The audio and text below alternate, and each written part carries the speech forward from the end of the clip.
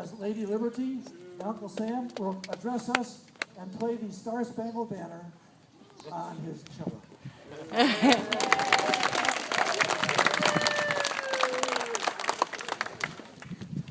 Thanks.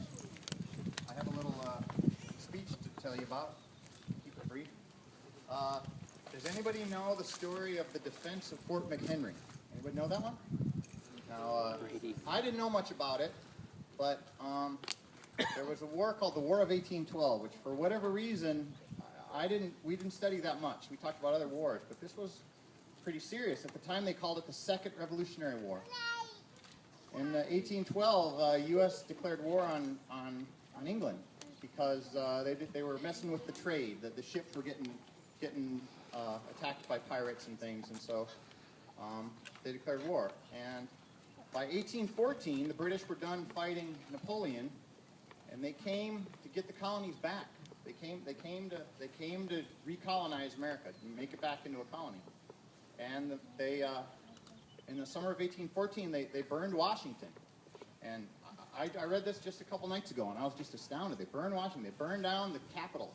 They burned the president's house. Dolly Madison, James Madison barely got out alive. They almost got captured.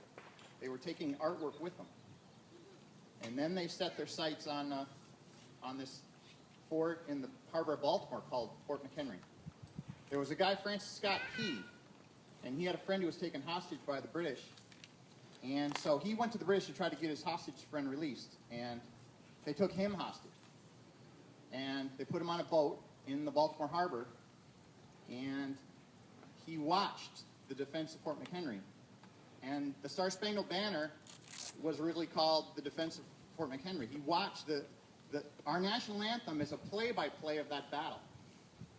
And I don't know if you guys know, but war always has the best, newest technology. And the British technology was better than the American technology at the time. And so they could fire from their ships from farther away than the Americans could fight back. So Armistead, the leader of Fort McHenry, said, just turn off all the lights in Baltimore. Make it absolutely black. It was raining that night. They bombed that fort for 25 consecutive hours. And when the British thought the Americans were done, the ships got closer. And when the ships got closer, then America fought back. And they started sinking ships. And they started to fight back. And Francis Scott Key could see it. He had a telescope. He had a periscope, like a one-eyed scope from where he was on the ship. He could see the whole thing happening. And the rockets' red glare, they were these new rockets. And when they burst in the air, that was the new technology misfiring. And the British thought they could come and take America back. But in the morning, Armistead said, take down the storm flag, put up the big one. They had a really big flag, and it was 30 feet by 42 feet. So let's show everybody. And that's the national anthem. And we got the only national anthem I know that ends in a question. And the question is, do we still have a country? And I think that's important to remember. Thanks.